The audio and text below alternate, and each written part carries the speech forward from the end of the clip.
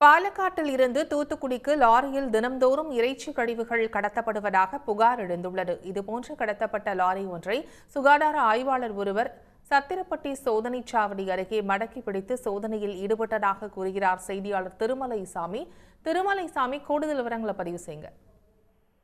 வணக்கம் மேடம்.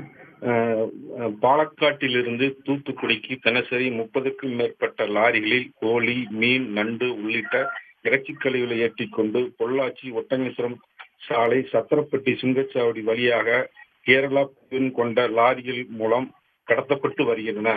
அதுவும் இரவு நேரங்களில் அதிக அளவில் கடத்தப்படுவதாக கூறப்படுகிறது. இறைச்சி கழிவுகளை கடத்தி செல்லும் லாரியில் இருந்து வீசும் துர்நாற்றத்தால் அந்த வாகனங்களை பின்தொடர்ந்து செல்லும் வாகன ஓட்டிகளும் டோல்கேட் பணியாளர்களும் வாந்தி மயக்கம் ஏற்படுவதாக கூறுகின்றனர். இந்த நிலையில் இன்று பாலக்காட்டில் இருந்து தூத்துக்குடி நோக்கி சென்று கொண்டிருந்த லாரிக்கு பின்னால் அப்பகுதியைச் சேர்ந்த சுகாதார ஆய்வாளர் செல்வராஜ் என்பவர் இருசக்கர வாகனத்தில் சென்று கொண்டிருந்தார். அப்போது அந்த லாரியில் இருந்து பயங்கர துர்நாற்றம் வீசியுள்ளது. இதனால் அந்த லாரியை சத்திரப்பட்டி சோதனை சாவடி அருகே மடக்கி பிடித்து சோதனையில் ஈடுபட்டார். அப்போது அந்த லாரியில் பெட்டி பெட்டியாக மீன், கோழி மற்றும் நண்டு கழிவுகள் அதிக அளவில் இருந்ததை கண்டுபிடித்தார்.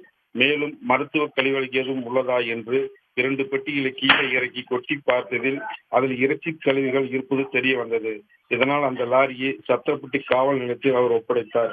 இது குறித்து சத்திரப்பட்டி போலீசார் விசாரணை நடத்தி வருகின்றனர். மேலும் இந்த லாரிக்குள் மருந்து கழிவு ஏது உள்ளதா என்றும் போலீசாரும் விசாரணை நடத்தி வருகின்றனர்.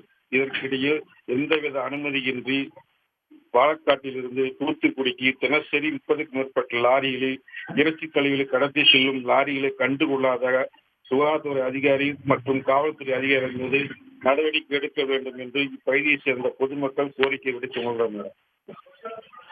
தகவல்களுக்கு நன்றி திருமலைசாமி.